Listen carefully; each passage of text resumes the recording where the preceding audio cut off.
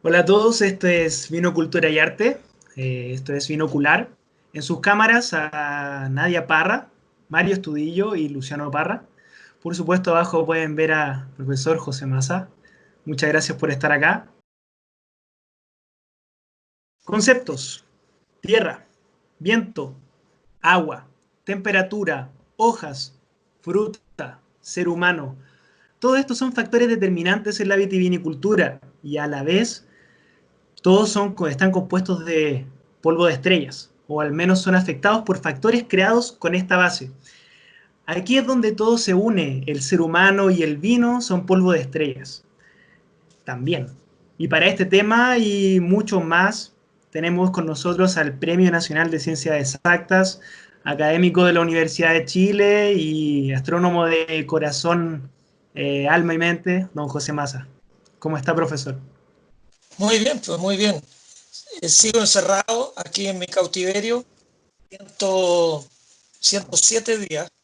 Estoy encerrado, bueno, no en esta pieza, estoy en mi casa, pero no he salido ni a la vereda, así que, pero aquí entreteniéndome en lo que cabe y bueno, y conversando con amigos como esta noche. Qué bueno, nosotros encantados de tenernos acá y seguramente muchos de los que nos están viendo desde diferentes partes de Chile también. Un gusto. Y tener la oportunidad de conversar también este tema. No es común ligar también el vino a diferentes ciencias o artes y en este caso vamos a ligar o vamos a buscar ligar o generar una conexión entre el vino y la astronomía.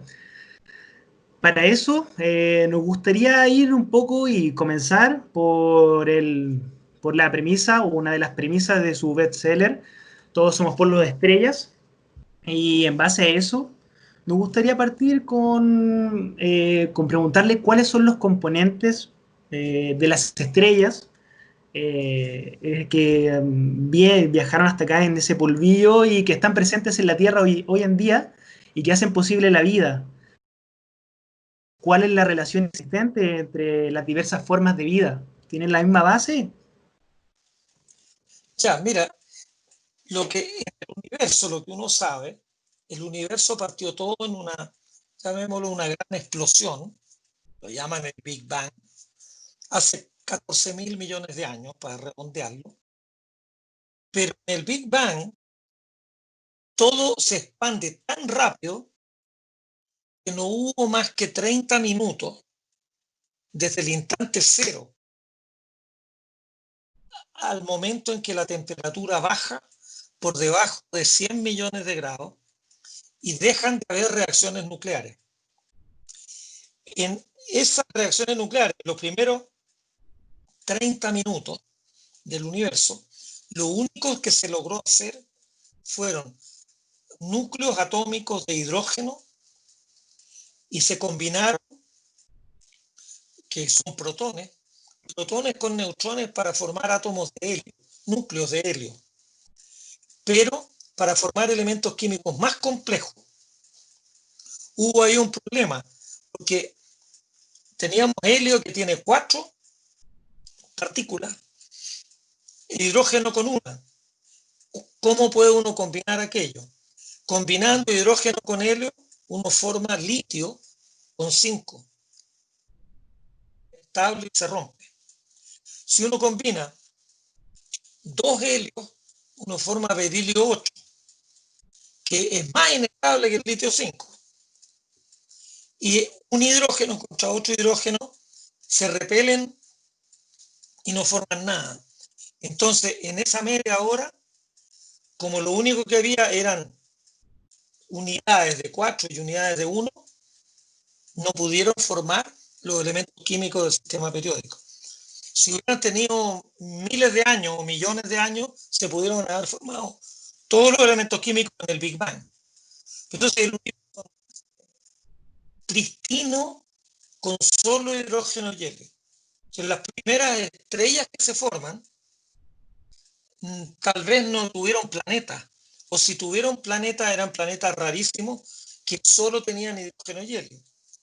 Pero las estrellas en su interior procesan, la estrella, uno se la puede imaginar como las cáscaras de una cebolla, es una bola de gas. todo es gaseoso. En una estrella no hay nada sólido, nada concreto. Todo es gas. Pero en las cáscaras más interiores, la densidad y la temperatura aumentan mucho.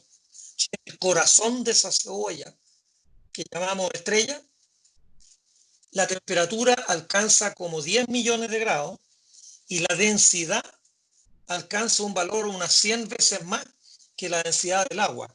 Es decir, un litro de agua pesa 1 kilo. Un litro del corazón de la estrella pesaría 100 kilos.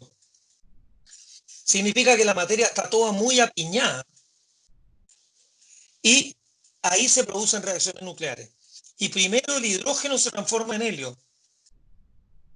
Partimos con una sopa que tiene hidrógeno y helio y todo el hidrógeno se transforma en más helio. Y entonces la estrella queda con un corazón de puro helio. Y ahí la estrella aprieta el corazón y tres, no dos, sino tres, se funden para formar un átomo de carbono. El carbono tiene 12 partículas y el helio 4. Por lo tanto, lo que hacen es que chocan dos helios, forman un berilio que se va a disolver muy rápidamente. Pero si entra un tercer helio, estabiliza a la pareja y se forma un núcleo de carbono.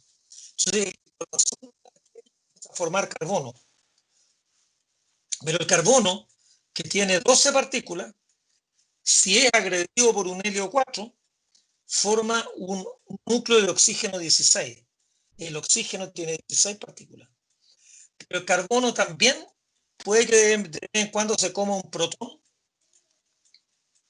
y después se come un segundo protón y de carbono 12 pasa a transformarse en nitrógeno 14.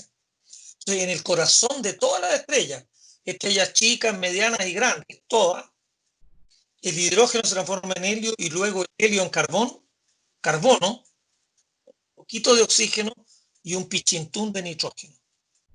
Entonces, después la estrella, cuando ya ahí las chicas ya no se la pueden más para hacer ninguna reacción, pero el carbono sale hacia afuera de la estrella y la estrella bota sus cáscaras exteriores y un poco de carbono, un poco de nitrógeno, un poco de oxígeno, sale volando al espacio y va enriqueciendo químicamente las nubes que tienen solo hidrógeno y helio. Y con ello, las estrellas siguientes que se forman parten ya no con puro hidrógeno y helio, sino con un poquitito de carbono, nitrógeno, y continúa la historia por 9.000 millones de años. Es Y una esos 9, reacción de 9.000 millones de años. 9.000 millones de años. Y a los 9.000 millones de años, las nubes ya no tienen 100% de hidrógeno más helio, sino que tienen 74% de hidrógeno, 24% de helio y 2% que son todos los elementos químicos pesados. Carbono en primer lugar, oxígeno, nitrógeno y después silicio, aluminio, hasta llegar al uranio. Pero la abundancia cósmica, si uno se fija en el sistema periódico, la abundancia cósmica de los elementos es menor mientras más complejo es el núcleo. Hay mucho menos núcleos de plomo que núcleos de aluminio. El núcleo de aluminio es mucho más liviano, es más sencillo. Entonces, en 9.000 millones de años, el 2% del universo llega a estar constituido por elementos químicos que son más pesados que el hidrógeno y el helio, y todos ellos fabricados en el interior de una estrella. Y ahí, a los 9.000 millones de años, se forma el sistema solar. Ahí recién nace el Sol. El Sol no existía. El Sol nace a los 9.000 millones de años.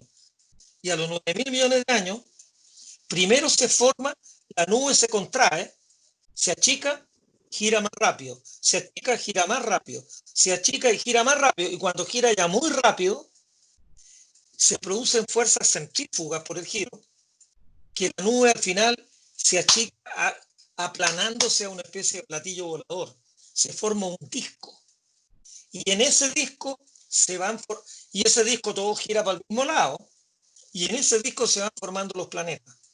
Pero los planetas externos, Neptuno, se forman cuando ahora el Sol alumbra tan poco, calienta tan poco, que fíjate que Júpiter está a 170, 150 grados bajo cero. Saturno está a 170 grados bajo cero. Urano y Neptuno llegan casi a 200 grados bajo cero.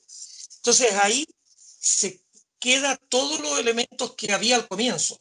El hidrógeno que forma moléculas de agua, moléculas de amoníaco, moléculas de metano, se queda en forma de hielo, y esos planetas son grandes, son enormes, son muy pesados.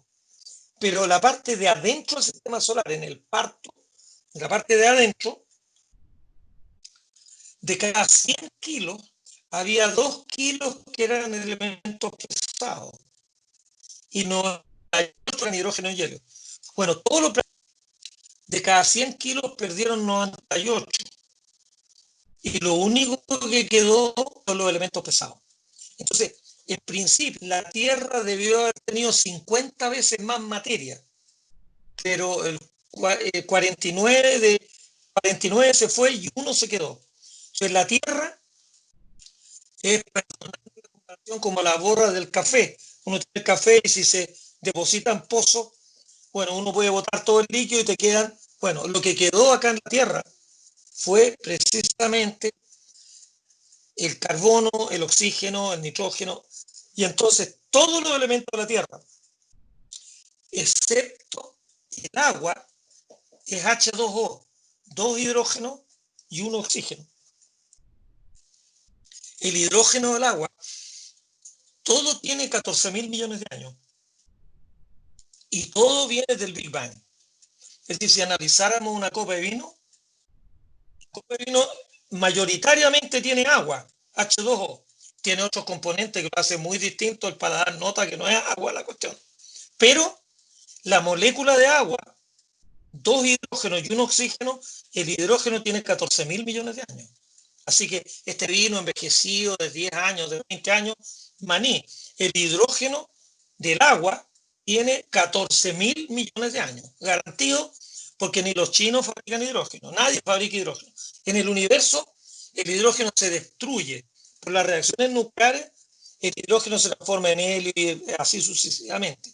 Pero no hay, el hidrógeno está arriba y las reacciones nucleares van como cuesta abajo. El hidrógeno tiene más energía por unidad de masa que el carbono, que esto. Entonces, nadie va cuesta para arriba.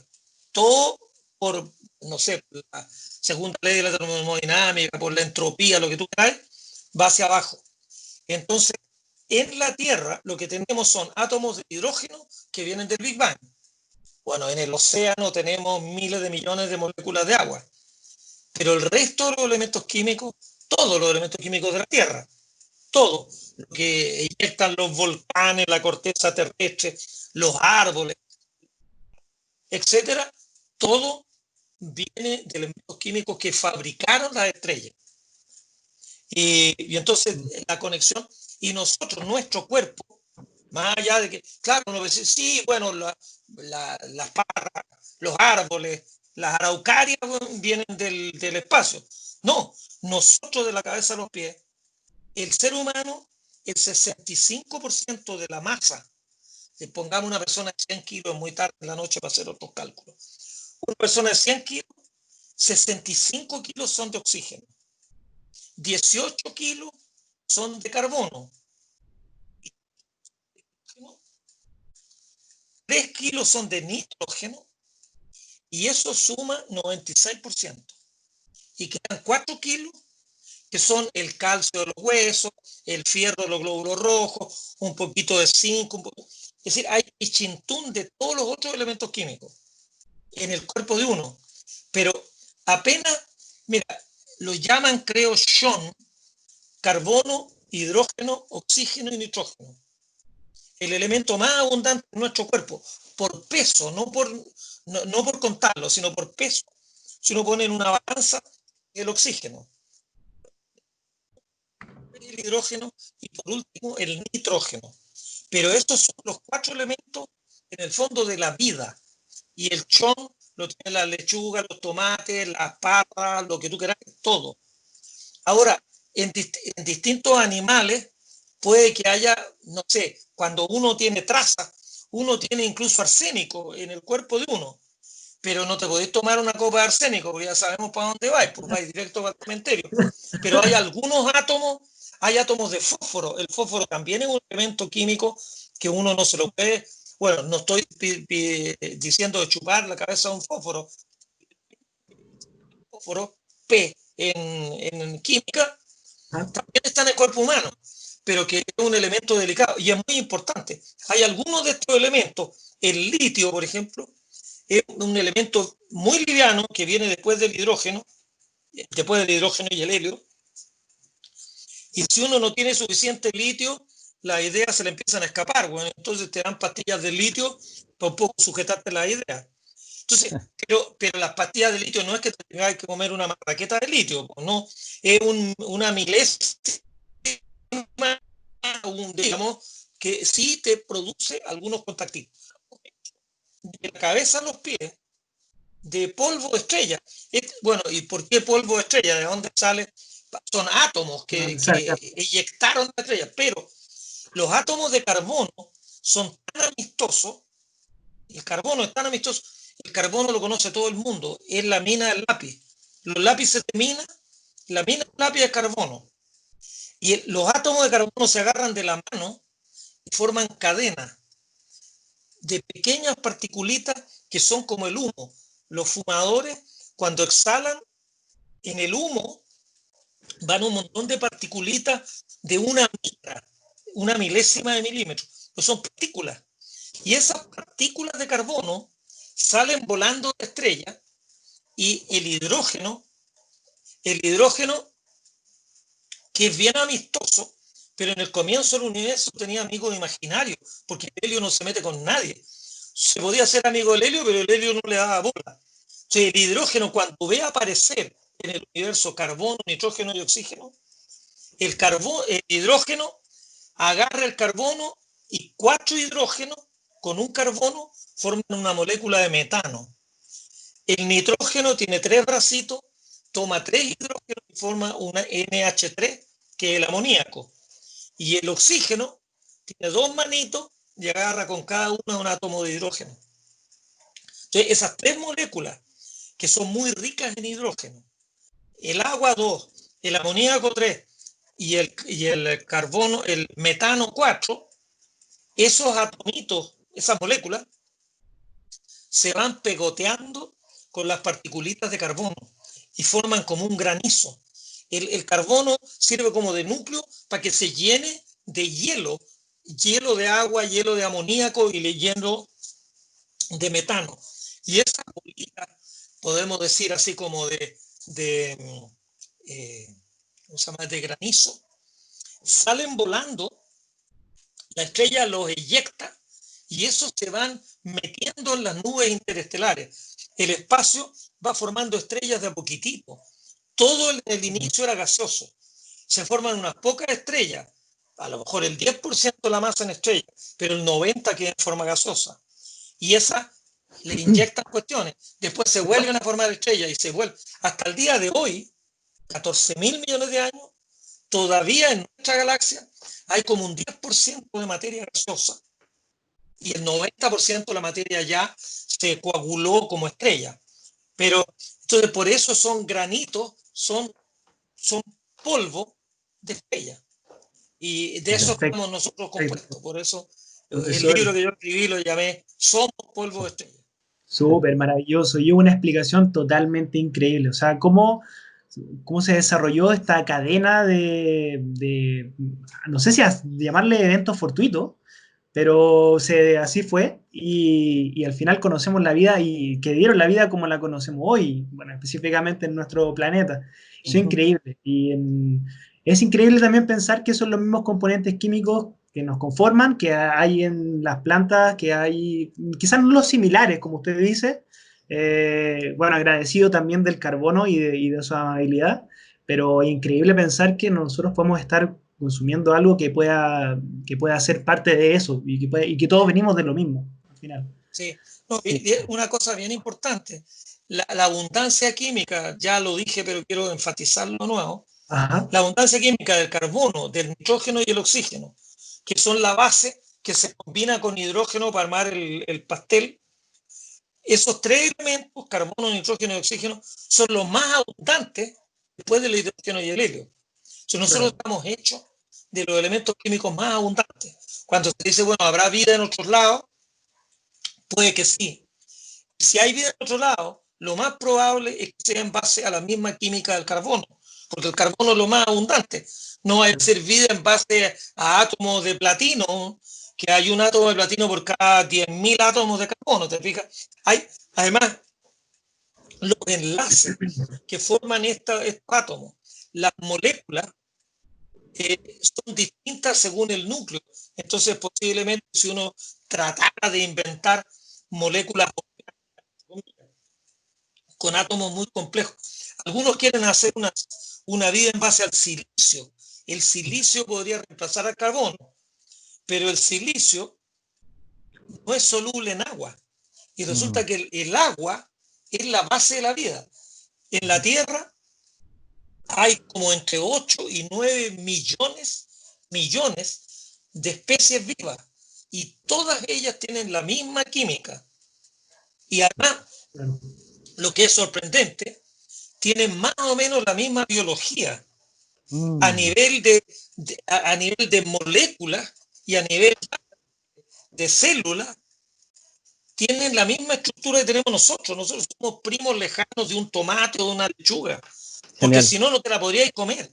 claro. Y también somos primos lejanos de una cebolla, porque si no, la ensalada chilena sería una bomba. Bueno, ya es una bomba, pero si la amortiguáis un poquitito no es tan dañina, Claro. pero somos todos primos hermanos. Y bueno, entre los animales, Eso, también yo siempre digo, Profe, todos somos primos. eso es lo Algunos de los interesante. burros.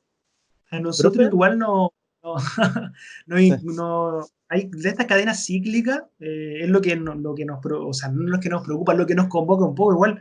En base a eso, hay varios, ah, sí, sí, profe, escuchándolo ahora, sobre todo con la última parte que dijo, es súper interesante cómo en todo está este polvo de estrella y es casi, nosotros, sobre todo el citadino, no lo percibe tan bien, pero yo, por ejemplo, tengo la oportunidad, yo soy de San Javier, así que un saludo también para la gente ahí de la séptima región que está viendo, Ah, pero mira, éramos casi sí, vecinos, yo era de Parral.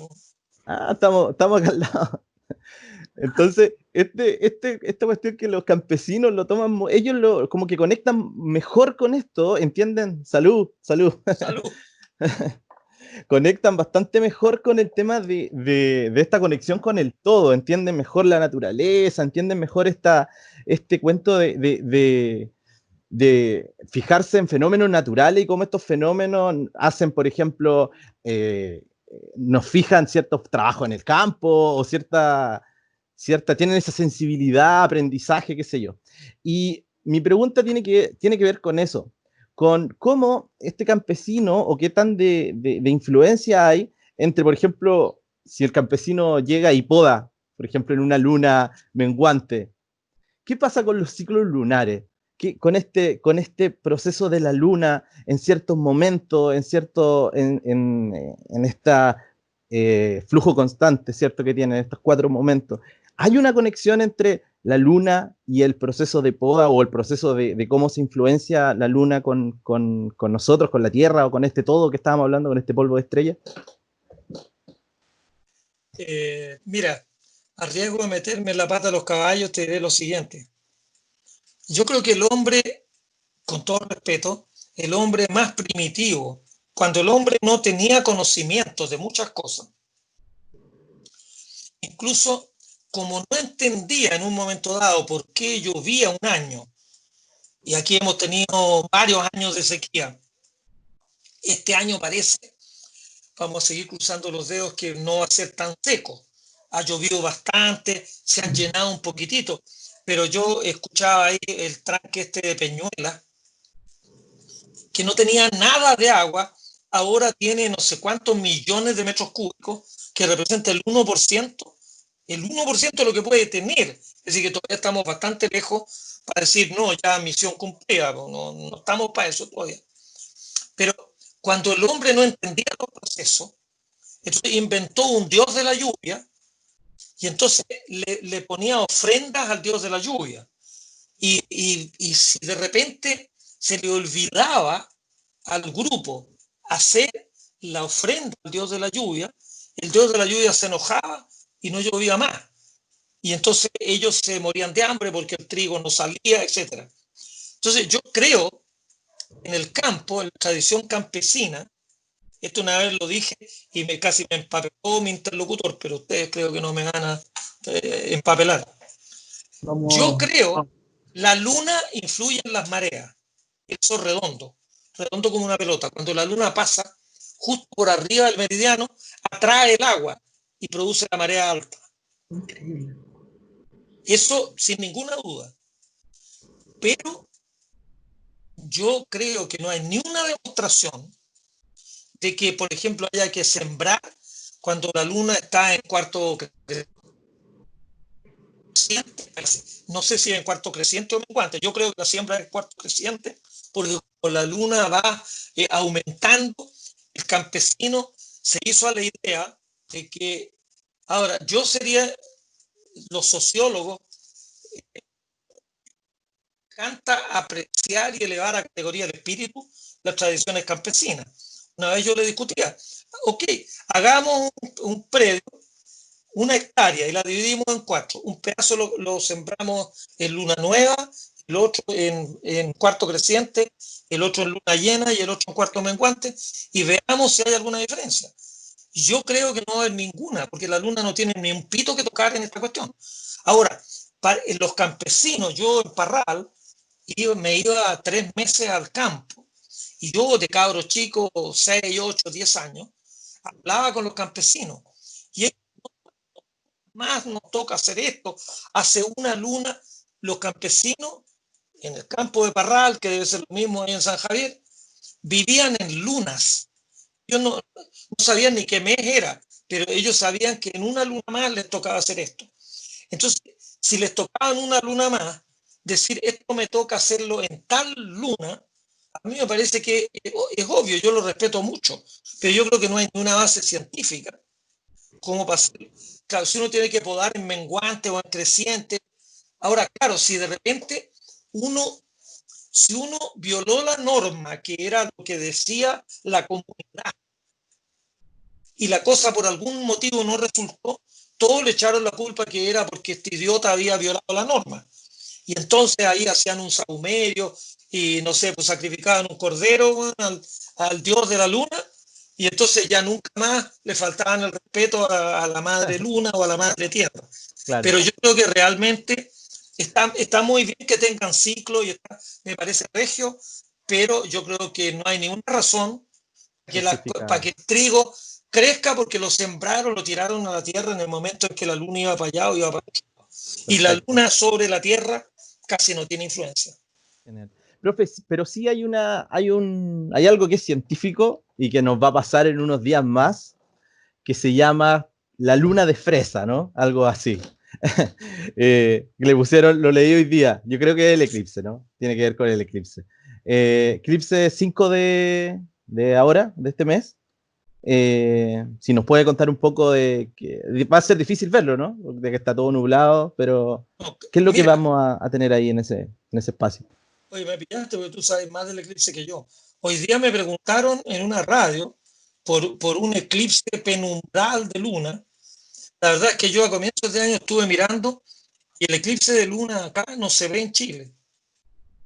Pero además es un eclipse bastante mula, porque no es un eclipse, el, el sol está muy lejos, la Tierra arroja un cono de sombra, pero el cono de sombra, por decirlo así, se va haciendo como más chiquitito, no mucho, se aflauta un poco.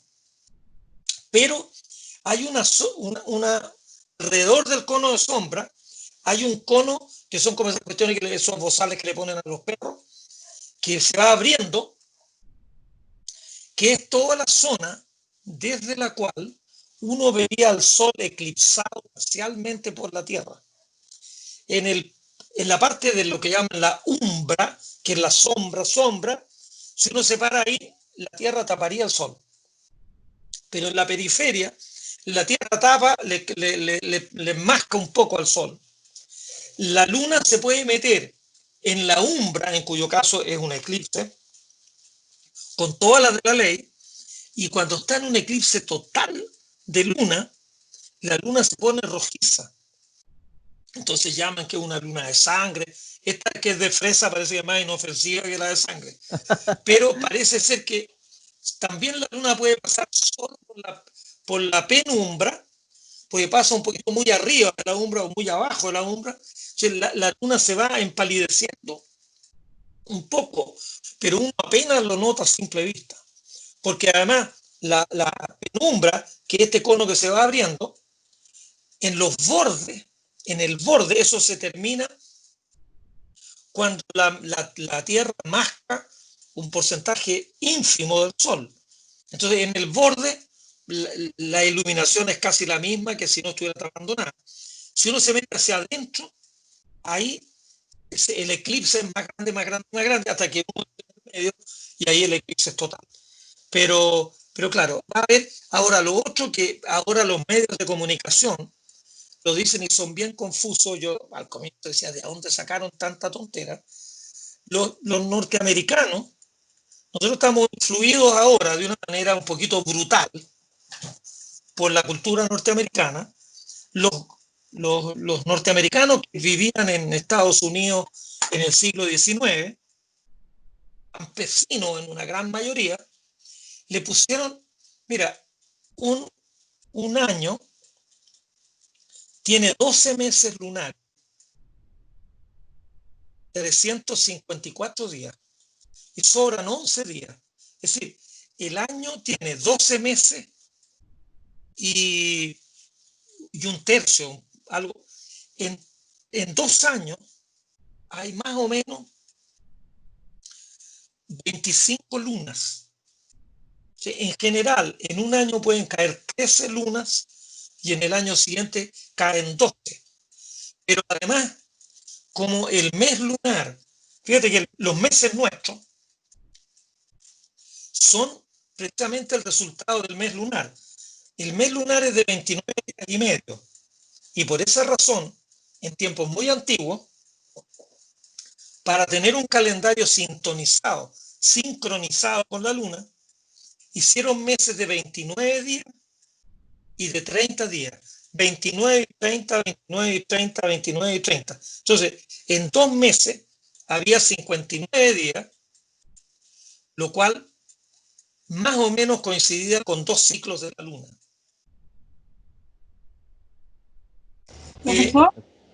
¿Sí? Perdón, déjame redondear esto. Los campesinos norteamericanos le pusieron nombre, porque generalmente en un mes cae una luna. Entonces, la luna de enero, que hace más frío que el diablo, es la luna de hielo o la luna de nieve. La luna de marzo, que ya es de no sé qué, es la luna. Se le pusieron nombre los campesinos gringos según lo que estaban haciendo ellos en el campo. Y entonces esos nombres ahora los periodistas norteamericanos los han relevado y los periodistas chilenos copian lo que viene de afuera y entonces tiran, no, es la luna de lobos.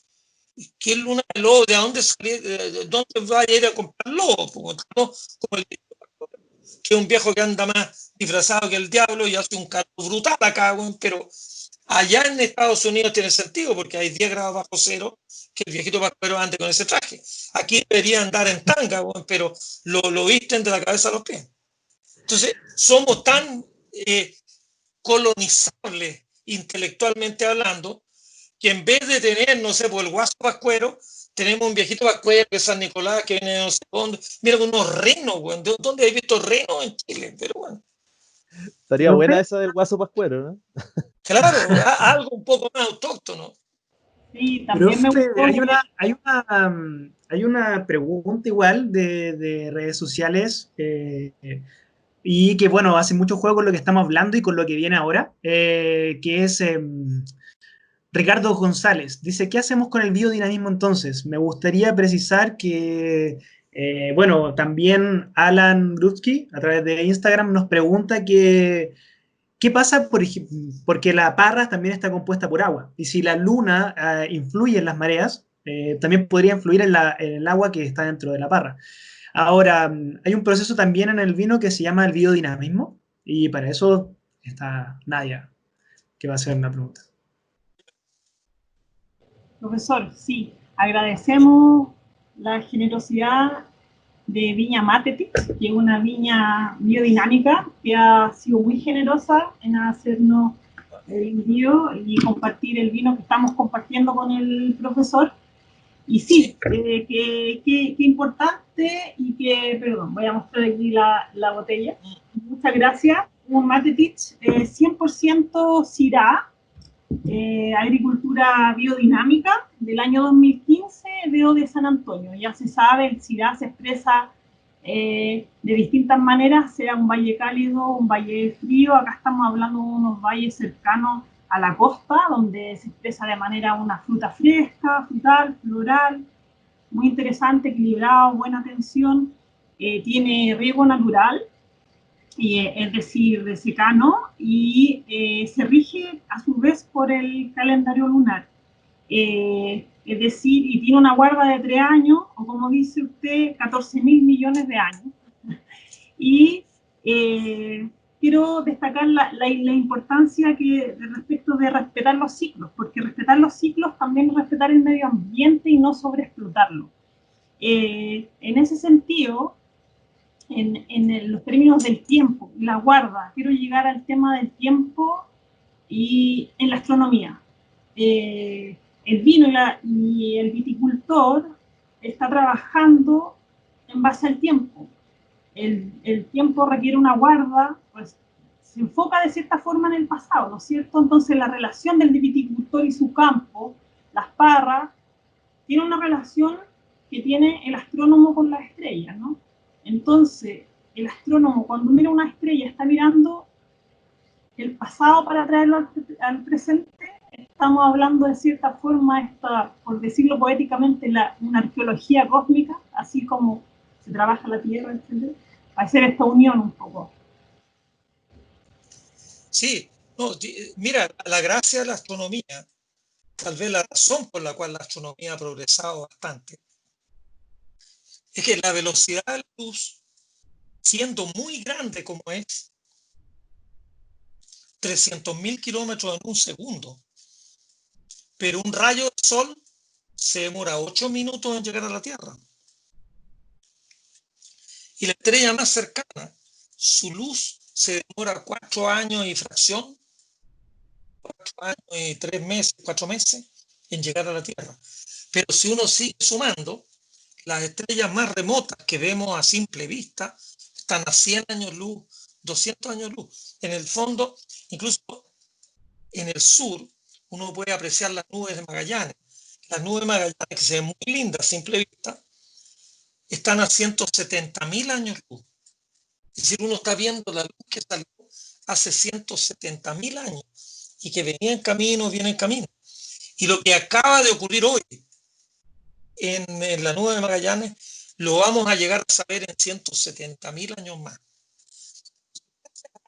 Perspectiva en el tiempo, los astrónomos podemos ir entendiendo, porque mientras más lejos nos vamos a objetos que son más jóvenes, que están más cerca del Big Bang, que es el instante inicial. Entonces podemos ver cómo evolucionó el universo, porque la evolución la vemos a tajo abierto por el retardo que tiene la luz. Si la luz se propagara en forma instantánea, todo lo que vemos hoy día sería de hoy y no podríamos saber cómo eran ninguno de los objetos en el pasado.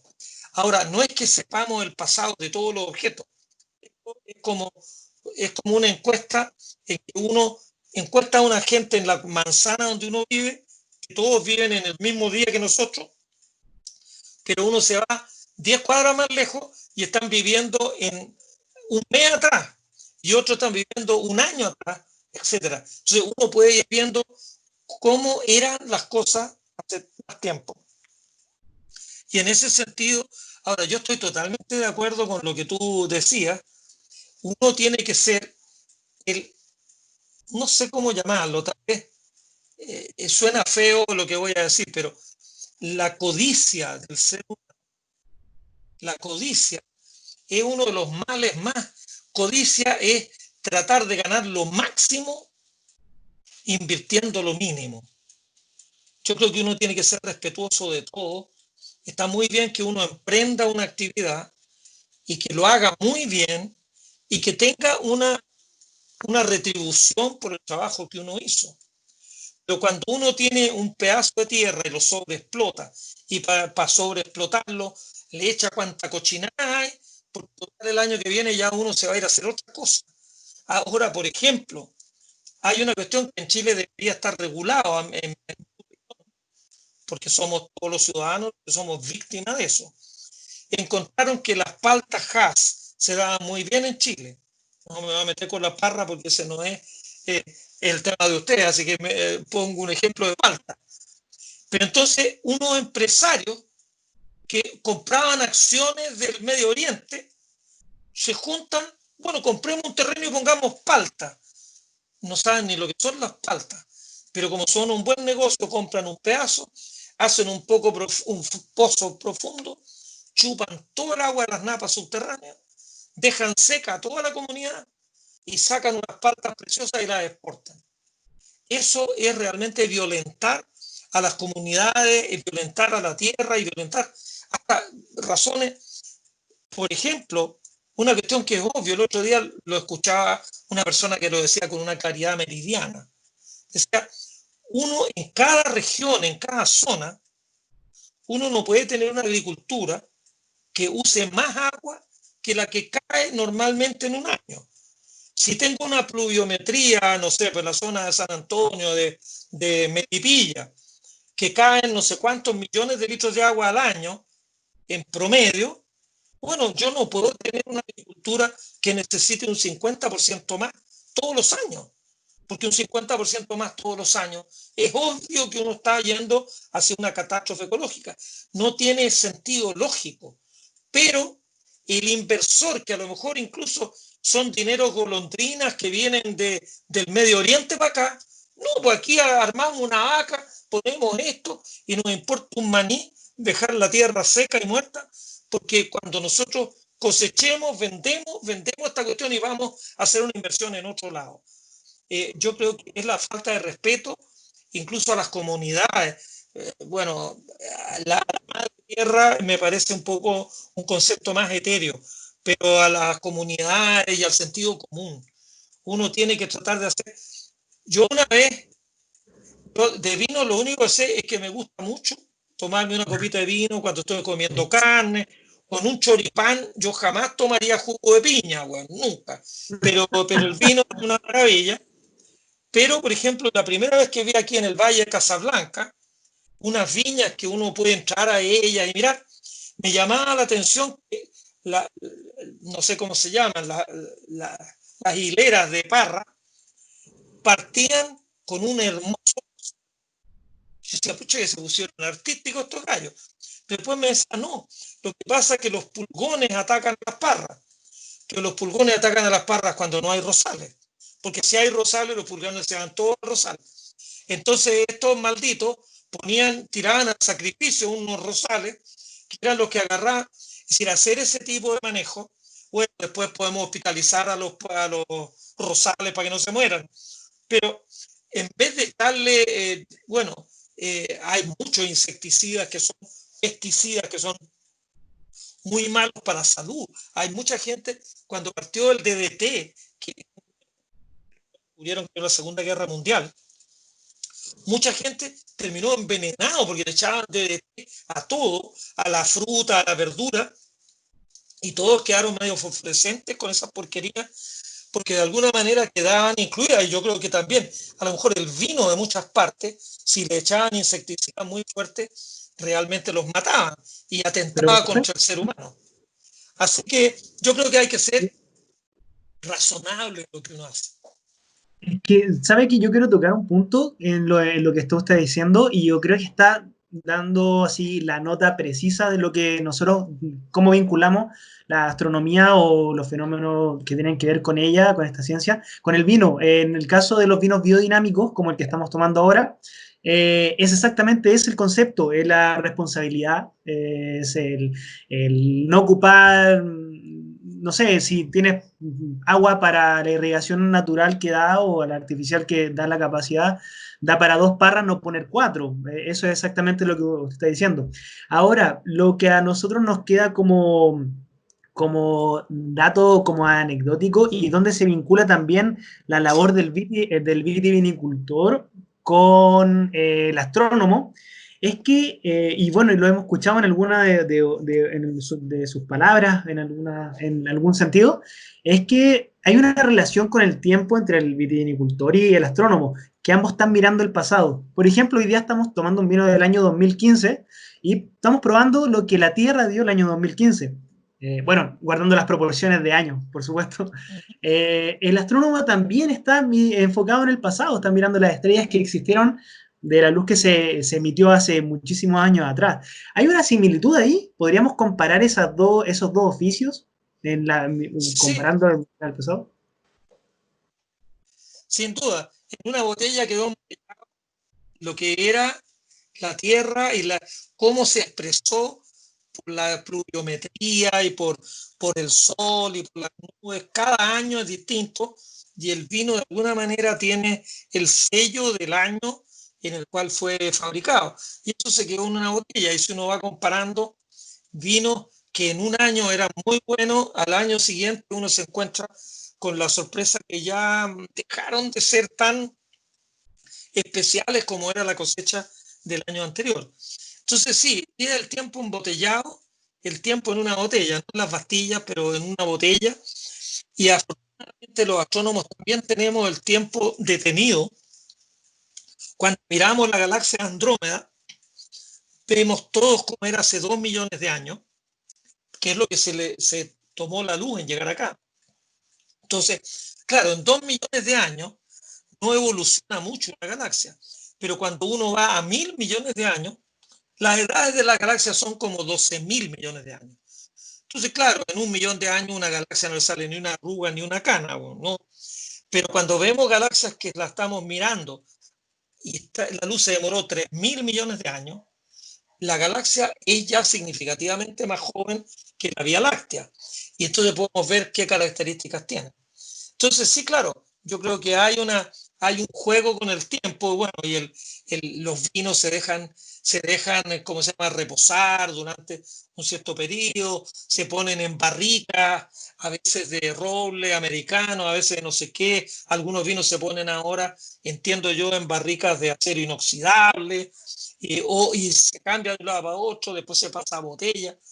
Los detalles lo saben ustedes, yo no tengo idea, un poquito de lo que he escuchado, pero yo creo que lo lindo del vino es que yo creo que es una manera, hay un conocimiento del vino, yo la verdad que me da pudor decir lo que voy a decir, porque ustedes saben No, un millón de veces más del vino que yo, pero hasta donde yo entiendo, desde los griegos, hace 3.000 años atrás, y posiblemente antes de los griegos, los fenicios y qué sé yo quién, ya empezaron a fabricar vino y le iban haciendo procesos que, respetando, digamos, las características de todo lo que tenían ahí, tenían una bebida que era natural, porque ahí no había química, ahí no podíais hacerle trampa a nadie, era todo, ¿cómo se llama?, orgánico, y era todo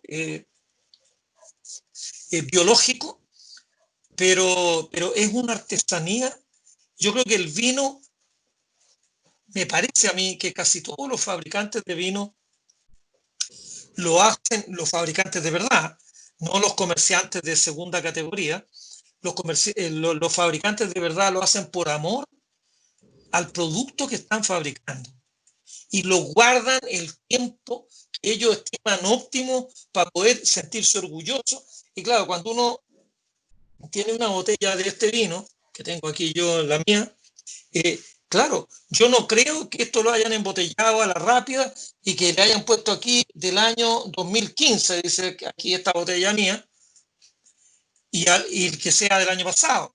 Claro, con la picaresca chilena cualquiera podría hacer eso, pero yo creo que un productor de vino, la verdad es que él se siente muy orgulloso de su producto y no va a querer eh, hacer pasar por un producto de calidad, un producto que cualquier persona entendida como ustedes va a notar inmediatamente que es un producto engañoso o falso. Así que yo creo que, mira, humana, yo acepté conversar con ustedes hoy día, porque Ajá. si bien es cierto que el vino queda lejos de mi ámbito habitual, a pesar de que yo soy un consumidor, no sé si moderado, creo que moderado, de vino, yo debo consumir del orden de, a ver cuánto puedo consumir yo, más o Más o menos, menos más o menos. unas 2 botellas semanales. Si yo Ah, bien. abro una botella un lunes, martes y bien, miércoles se va, y después la otra jueves, viernes y sábado. Y de repente el domingo puede que mi mujer un espumante o alguna cosa. Pero un Le vaso de aseguro que vino no se o va. un vasito y medio al almuerzo con una cuestión así con un poquito de grasa, el vino está probado que la dieta mediterránea incluye vino tinto, tiene tanino, tiene una serie de ventajas el vino. Pero yo creo que todo lo que el ser humano ha hecho, incluso el arte, la cultura, la poesía, todo lo que uno hace con amor y con un entusiasmo de a de veras, es algo que vale la pena. Yo en la sociedad actual en Chile veo con un poquitito de desencanto, no sé cómo llamarlo, el que hemos que todo quiere ser tan rápido y el éxito tiene que venir de un día para el otro y etcétera, que como que no nos deja tiempo a pensar. Incluso yo lo que siempre les digo a mis alumnos, si uno se quiere proponer una meta en la vida y yo me propongo una meta y me enfrasco y la logro en una semana, significa que la meta era bien pichiruche, era bien poquita cosa, porque la logré en una semana. Yo me quiero proponer una meta muy ambiciosa, demorarme 1 año o 2 años trabajando realmente duro y cuando la logre me voy a sentir orgulloso de que logré una meta que no cualquiera la logra. Pero si mi meta es tan chica que la puede lograr cualquiera con los ojos cerrados, entonces no voy a tener de qué sentirme yo contento por haber hecho algo, ¿te fijas? Súper, Entonces, yo creo excelente. que hay que pensar, como dicen los gringos, bueno, que ahora esto mismo de la comida, que yo creo que el vino es parte, para mí es parte de este conjunto maravilloso, que es lo que uno se echa por la boca para adentro. El fast food, ¿ah? Yo pelo una papa, la tiro en aceite hirviendo, hago un montón de papas fritas y yo me las como y me lleno la guarda de papas fritas. Pero es que la comida lenta, cocinada con amor, con tranquilidad, en una cocina a leña, idealmente, y que se Marca la demore 3, diferencia. 4 horas, es una cuestión que tiene otro, bueno, literalmente tiene otro sabor. Exacto. Es algo que no es lo mismo. Yo a la carrera, si tengo hambre, tiro 2 huevos a un sartén con aceite, me hago 2 huevos fritos y si hay una marraqueta, pues la voy untando en los huevos fritos y ya se me pasó el hambre.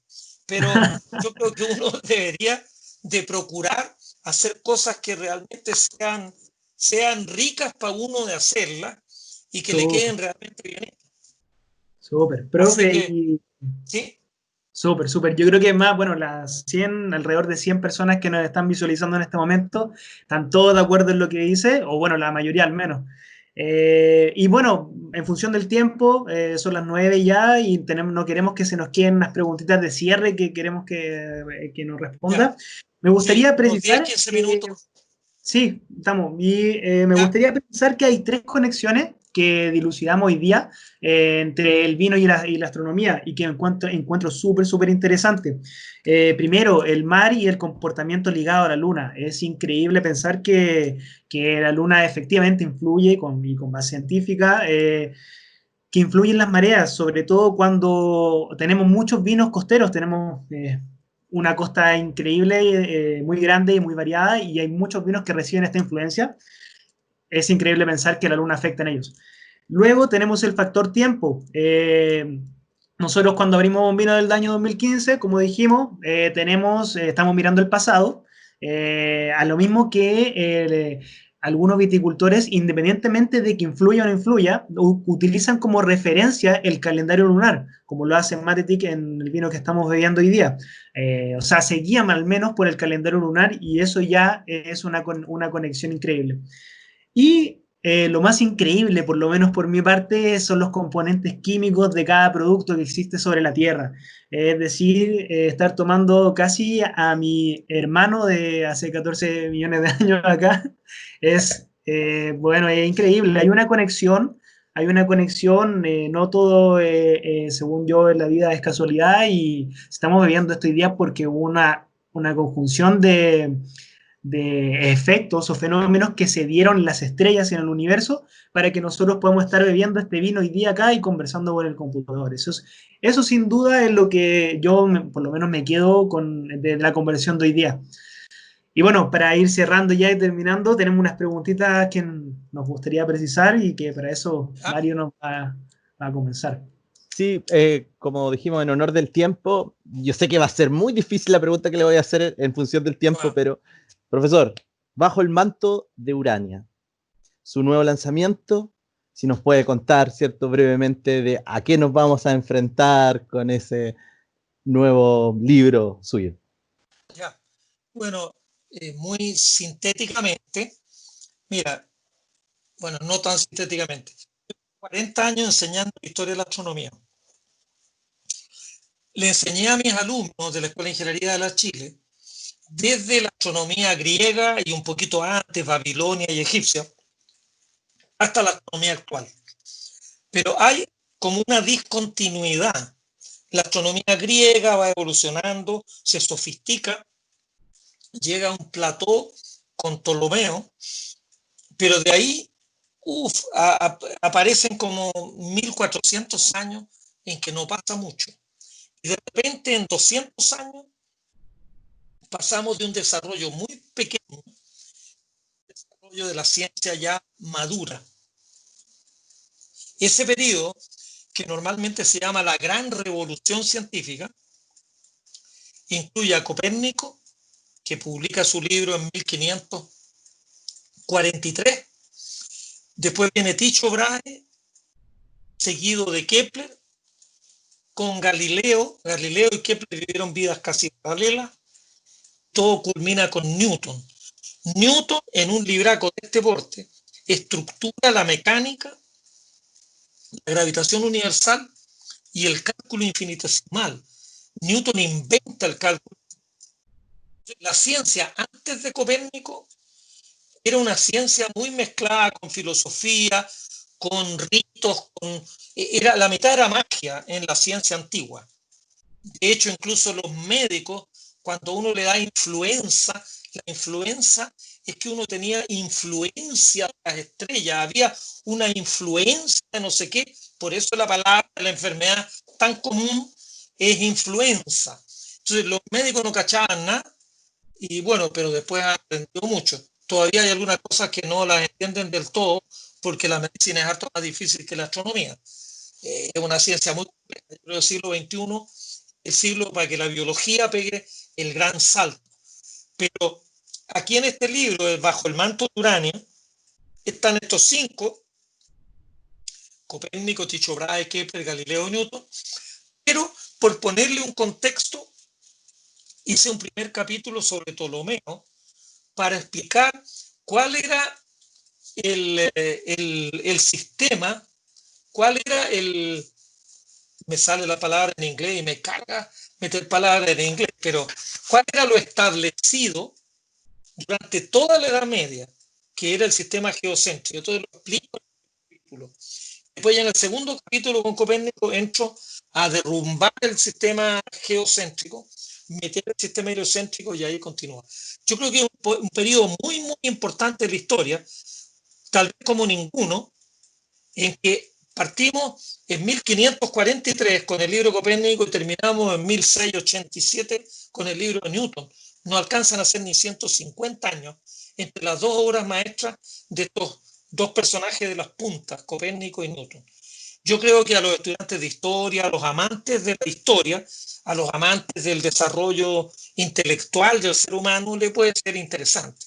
Y también, aparte de contar que fueron grandes científicos, hicieron esto y aquello, también procuro ir un poquito más allá de lo que van normalmente las historias de estos 5 grandes personajes, contando un poco la parte humana. Entonces, pongo énfasis en que Kepler tuvo una niñez, pero horrible. Hasta en el Sename lo hubiera pasado mejor Kepler que con su familia. Realmente era una familia brutal. La madre de Kepler era una mamá que nunca nadie la hubiera elegido como mamá, ¿no? Y el padre era peor que la madre. Y a él lo dejaron con el abuelo. Y le dio hasta viruela. Kepler tenía como 3 años y le dio viruela. Y el abuelo no lo protegió y le dio viruela. Y quedó con toda la cara marcada, el cuello marcado, perdió la vista del ojo izquierdo.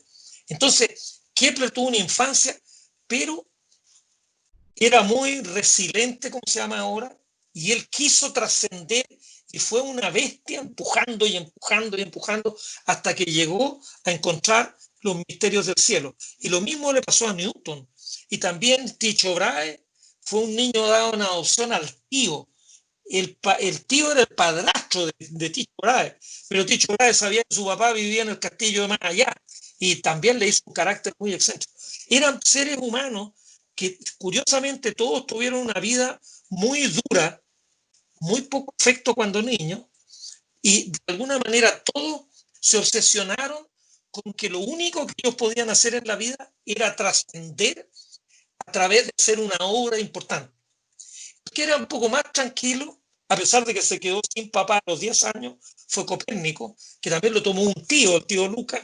El tío Lucas lo mandó a Italia y esto, pero Copérnico era el más piolita de los 5. Y Galileo es el que tal vez tuvo una vida afectiva un poquito más normal. Pero Kepler y Newton, 3 de los 5, fueron como seres humanos. Newton nunca se casó en la vida, era distante con todo el mundo, no manejaba sus frustraciones, le daban como pataleta a Newton, hasta viejo.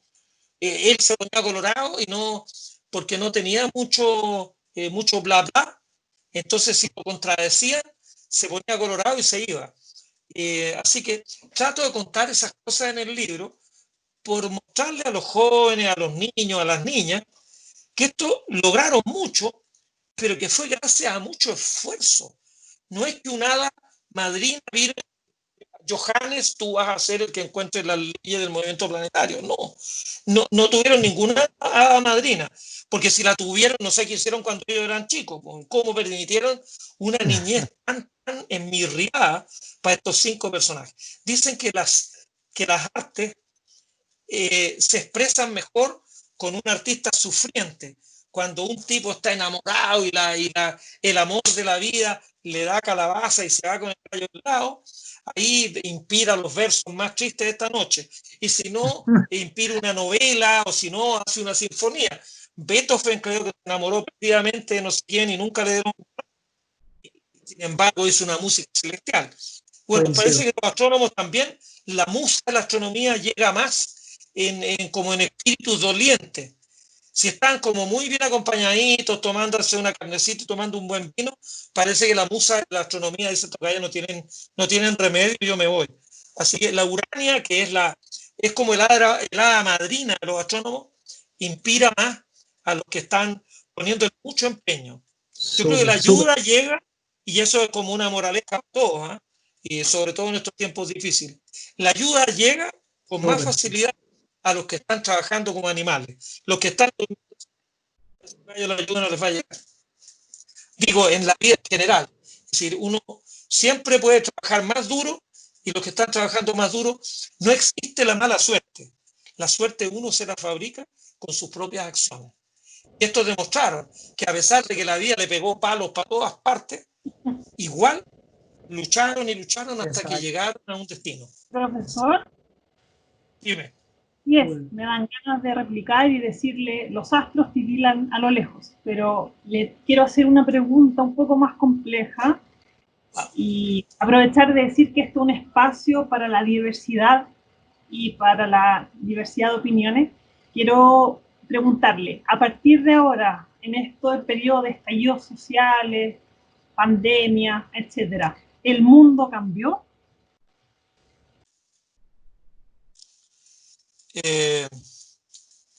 Mira, no tengo una bola de cristal, así que no te puedo decir si cambió o no cambió. Ahora, yo me temo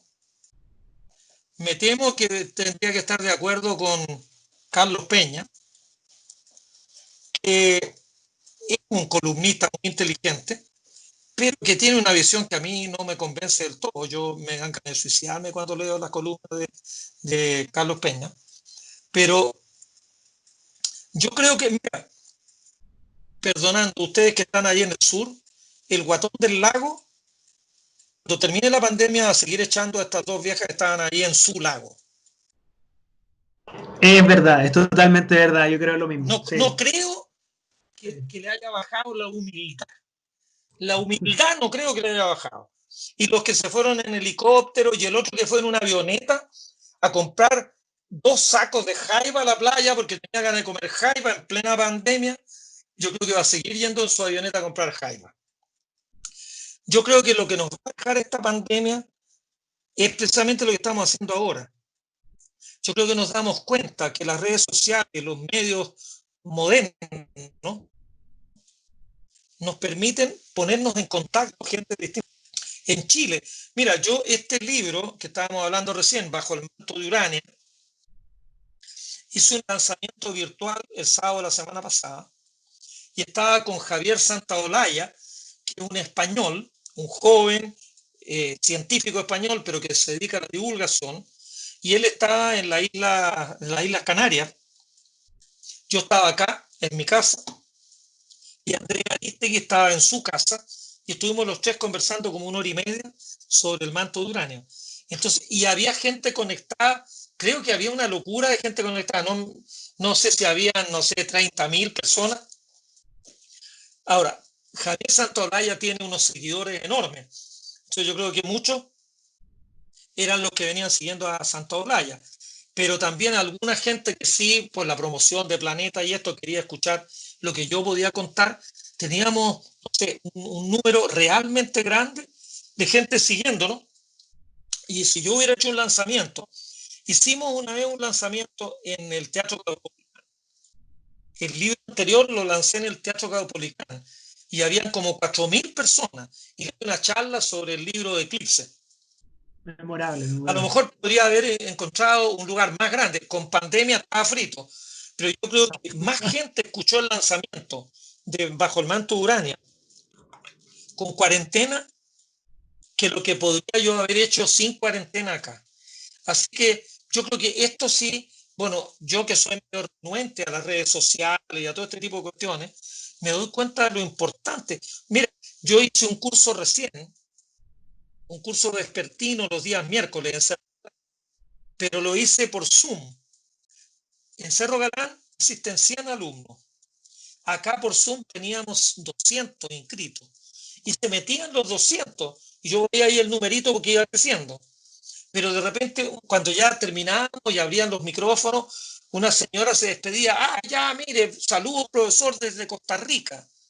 Otro, mire, saludos desde Punta Arenas. Entonces, que yo tuviera 200 alumnos estando aquí sentado en mi escritorio, en mi casa, pero una señora estaba en Costa Rica y el otro estaba en Punta Arenas, y había alguien de Iquique, de Arica, de otros lados, te abre un universo distinto.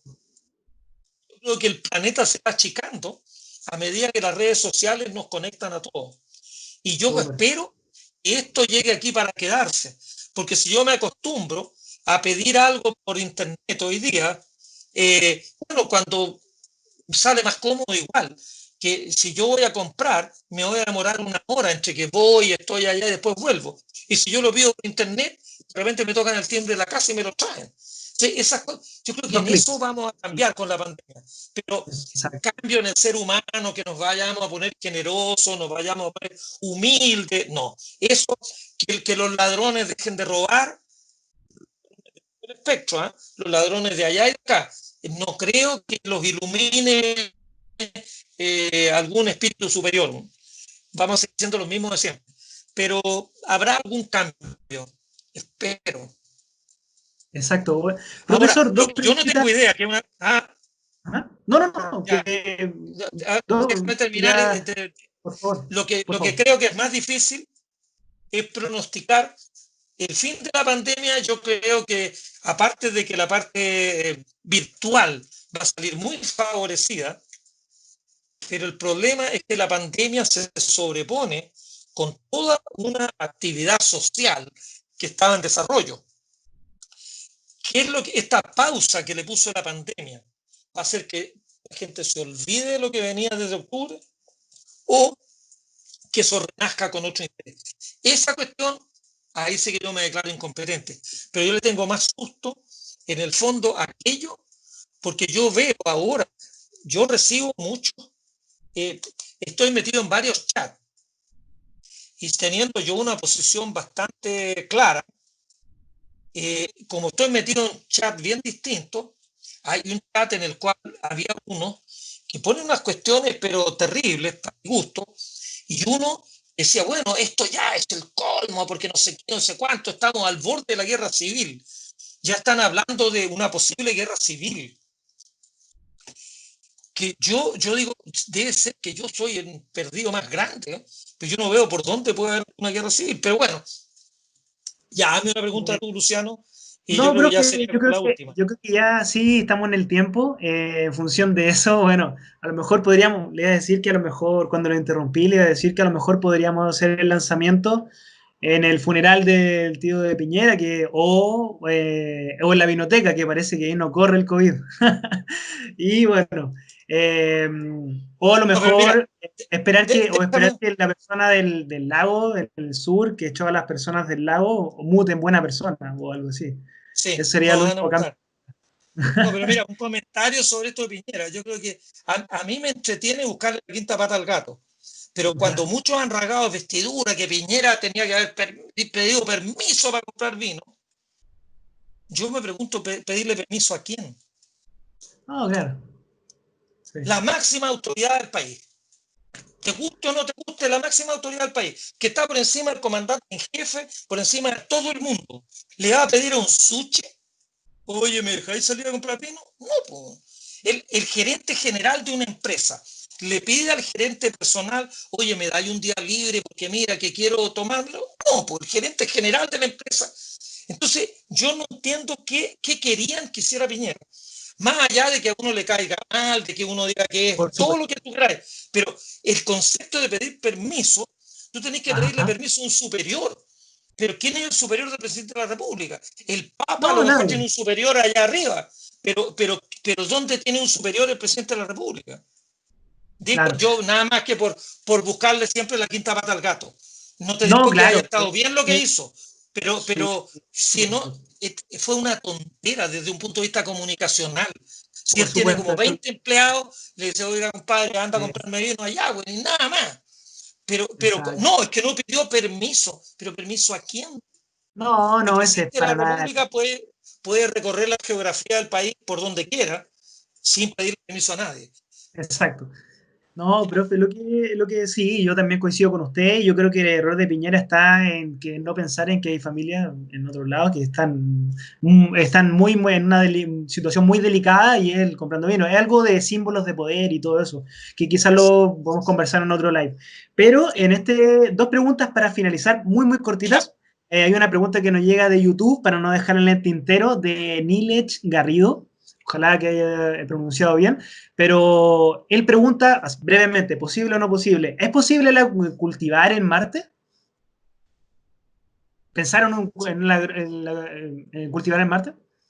Hoy día no, pero yo Ya, creo que si aplicamos la inteligencia y hacemos un invernadero adecuado y lo hacemos, pero todo bien, lo interesante incluso es que para poder hacer un invernadero en Marte, uno podría, acá en Chile, yo estaría fascinado de involucrarme, si uno en la Antártica arma ah, un invernadero con 30 grados bajo cero o 40 grados bajo cero, y ahí uno pone tomates, pone quinoa, pone trigo, pone arroz, y uno ve cuánta agua, cuánto calor, cuánto de esto y lo otro, cuando acá hayamos experimentado con distintos tipos de cosas, porque a lo mejor los tomates es muy difícil que se den, pero se pueden dar las lechugas. Parra, Ir a Marte es un desafío intelectual.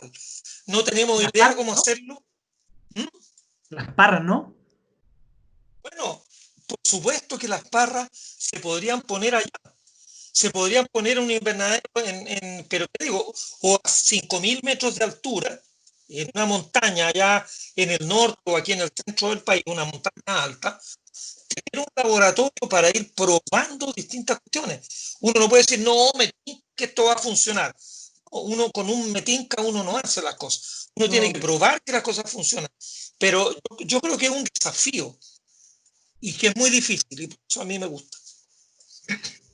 Súper. Profe, otra, y bueno, ¿dónde podemos encontrar su nuevo libro? ¿Es posible encontrarlo y que llegue a nuestras casas o en internet? ¿Algún mecanismo para encontrar su nuevo libro? Mira, yo sé que está en varios lados por internet. Perfecto. El otro día di una charla en la librería Contrapunto y creo que en la librería Contrapunto tienen una cuestión, un sitio web.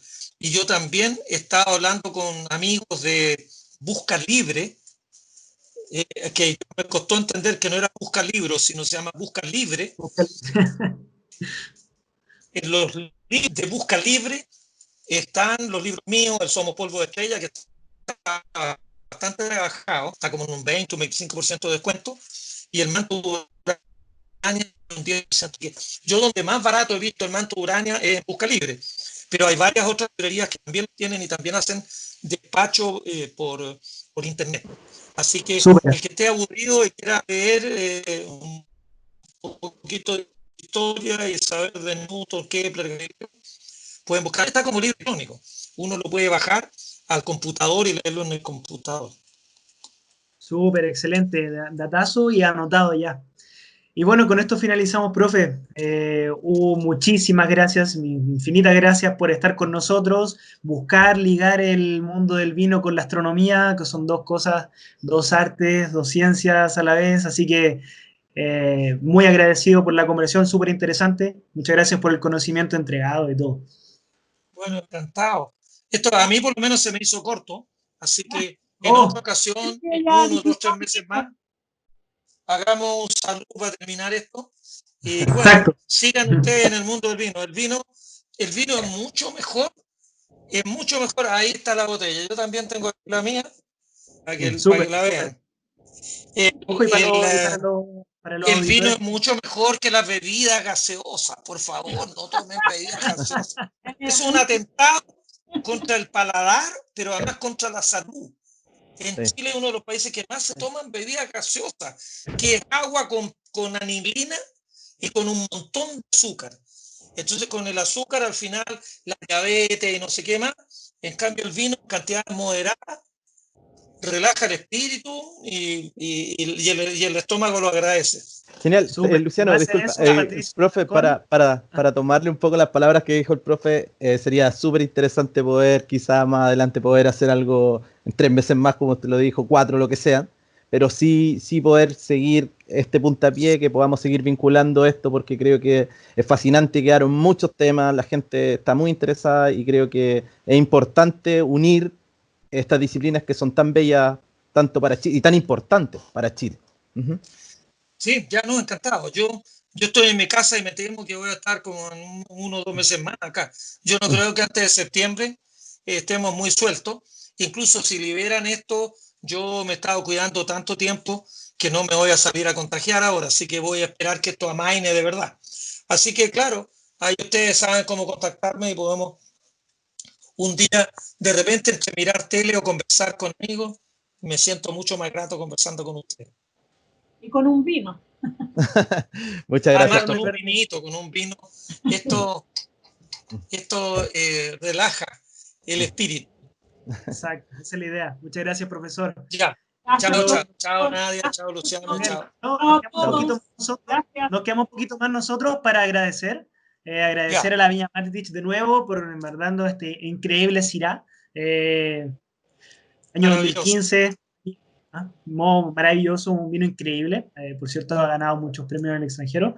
Y no, agradecer a Yu, que la empresa que nos acompaña para hacer posible este live y transmitirlo en diferentes plataformas. Bueno, eso. Muchas gracias, profesor, nuevamente. Y anunciamos que en nuestro próximo live vamos a estar hablando con Daniel Muñoz de Cueca Brava. Así que, y vino, por supuesto. Va a estar interesante. Y el siguiente, no vamos a decir todavía quién es, pero vamos a estar hablando de vino y cine. Así que síganos porque no se lo tienen que perder, no se lo pueden perder. Muchas gracias, profesor. Está muy bien. Ya. Chao a todos. Chao, Muchas chao, gracias. chao, chao. Chao, chao, que estén bien. Gracias. Profesor.